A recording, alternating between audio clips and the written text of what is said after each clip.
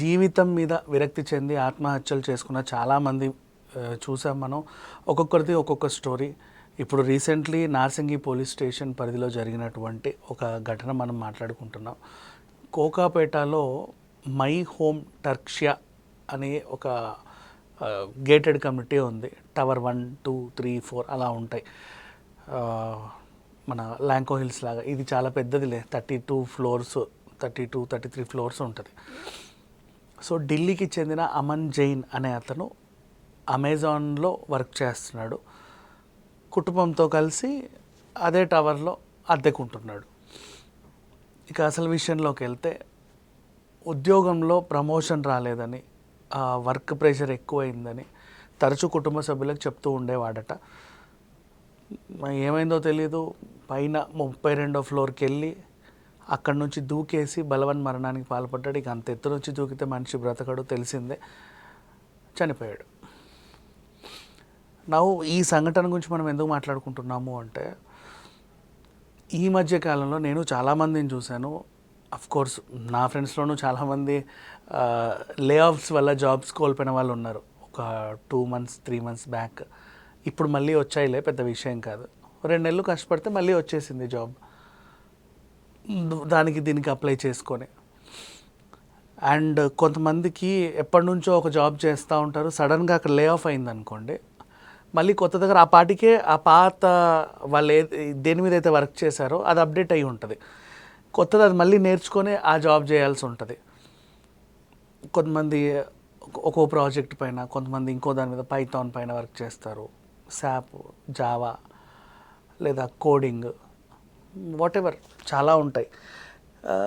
ఇట్లాంటి software jobs ఉంటాయి. ఇలా క్లయింట్స్ ఎక్కడెక్కడి నుంచో వస్తారు. డే షిఫ్ట్లు ఉంటాయి, నైట్ షిఫ్ట్లు ఉంటాయి. వర్క్ చేసుకుంటారు, వర్క్ ఫ్రమ్ హోమ్ కూడా చేసుకుంటారు, ఆఫీస్కి వెళ్తారు. అండ్ బాగానే ఉంటుంది జీవితం, పెద్దగా ఇబ్బందిగా అయితే ఏమి ఉండదు. కాకపోతే ఏంటంటే, ఈ మధ్యకాలంలో ప్రమోషన్స్ లేవు ఎవరికి కూడా, కొత్త జాబులు కూడా లేవు. మనం అమెరికాలో ట్రంప్ వచ్చిన తర్వాత, అక్కడ నుంచి అందరినీ తరిమేసిన తర్వాత, ఇక్కడ నిరుద్యోగులు ఎక్కువైపోయారు, లే ఆఫ్స్ ఎక్కువైపోయి చాలా కంపెనీలు ఎత్తేసారు. ఇంకా చెప్పాలంటే నాకు తెలిసిన ఒక మీడియా ఛానల్ కూడా కన్సల్టెన్సీ ఉండేది వాళ్ళకి, అవన్నీ కూడా మూసేసుకున్నారు. ఏం కన్సల్టెన్సీ, ఇక్కడ నుంచి అక్కడికి పంపడం, అక్కడ రానికపోతే ఇక్కడ నుంచి వెళ్ళే వాళ్ళు ఎవరు ఉంటారు? సో ఇదొక సంగతి. కొన్నిసార్లు ఇలాంటి సిట్యువేషన్స్ వస్తాయి, మనం ధైర్యంగా ఉండాలి, అంతకుమించి ఇంకేం చేయలేం. ఇప్పుడు కరోనా టైంలో ఒక సిట్యువేషన్, నోట్ల రద్దు టైంలో ఒక సిట్యువేషన్, ఒక్కోసారి ఒక్కో సిట్యువేషన్ వస్తుంటాయి. భూకంపాలు వస్తాయి, తుఫాన్లు వస్తాయి, భారీ వర్షాలు పడతాయి, ప్రకృతిలో కూడా చాలా చేంజెస్ వస్తాయి. విపరీతమైన ఎండలు వస్తాయి, భయంకరమైన చలి వస్తుంది, అదే పనిగా దంచి కొట్టే వానలు వస్తాయి. మనం అందరం మనుషులమే. ఏ సిట్యువేషన్ వచ్చినా తీసుకునేలానే ఉండాలి. చిన్న చిన్న వాటికి మనస్తాపాలు చెందకూడదు. ఇప్పుడు ఇది జరిగింది ఏంటి, అమెజాన్లో మంచి జాబే చేస్తున్నాడు, కాకపోతే ప్రమోషన్ రావట్లేదు. సరే పోనీ ప్రమోషన్ రాకపోయిందిలే, ఎదురు చూద్దాం అనే టైంలో పని ఒత్తిడి విపరీతంగా పెరిగిపోయింది. ఇంకా ఇంకా ఇంకా ఇంకా ఇంకా ఎక్స్ట్రా హార్స్ చేయడం, అండ్ పర్సనల్ లైఫ్కి ప్లేస్ లేకపోవడం. అఫ్కోర్స్ సాటర్డే సండే సెలవులు ఇస్తారు, ఇచ్చినప్పటికీ కూడా కొంతమందికి ఉంటాయి. కుటుంబంతో గడపాలనుకుంటారు, లేకపోతే భార్య పిల్లలతో గడపాలనుకుంటారు, గడపలేరు. ఆఫీస్లో ఉన్న ఫ్రస్ట్రేషన్ ఇంట్లో ఉన్న ఫ్రస్ట్రేషన్ ఆఫీస్లో చూపించుకుంటారు. పక్కన వాళ్ళు అంటే మన కింది వాళ్ళు కూడా మన స్థాయికి వచ్చి మనకన్నా పై స్థాయికి వెళ్ళే వాళ్ళు ఉంటారు. మనం అక్కడే ఆగిపోతాం. అంటే మనం బాగా పనిచేస్తామని మనకు అనిపిస్తుంది, ఇంకా ఇంకా చేస్తే బాగుండని అవతల వాళ్ళకు కూడా అనిపిస్తుంది, అది కూడా ఉంటుంది. కొంతమందికి అదేంటిది వేరే ప్రెషర్స్ వల్ల సరిగ్గా టైంకి పని చేయకపోవడం, అంటే మేనేజర్స్తో మాటలు పడడం ఉంటుంది. ప్రతి చోట ప్రాబ్లమ్స్ అనేవి ఉంటాయి. మనుషులకే కదా ప్రాబ్లమ్స్ వస్తాయి, ఇంకెవరికి వస్తాయి చెప్పు? మూగజీవాలకు కూడా వస్తాయిలే పాపం, అవి చెప్పుకోలేవు, మనం చెప్పుకుంటాం అంతే. ఆ మాత్రం దానికి మనస్తాపం చెంది ఆత్మహత్యలు చేసుకోవడం మానేయండి. 4 రోజులు గడ్డు రోజులేమో, తర్వాత మంచి రోజులు వస్తాయి. ఎందుకు రావు?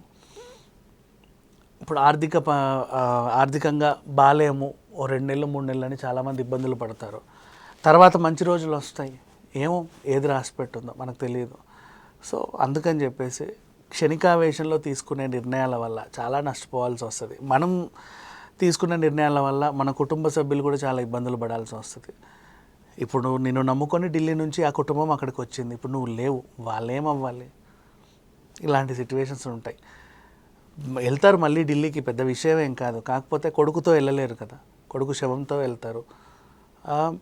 అదొకటి ఉంటుంది, ఎందుకు బ్రతుకున్నామా అనిపిస్తుంది. నిన్న కూడా ఇంకొక అతను కూడా, ఒక యువకుడు చనిపోతే తండ్రి నువ్వు లేకపోతే నేనెందుకు ఇక్కడ బ్రతకడం అని చెప్పేసి తండ్రి కూడా చనిపోయాడు.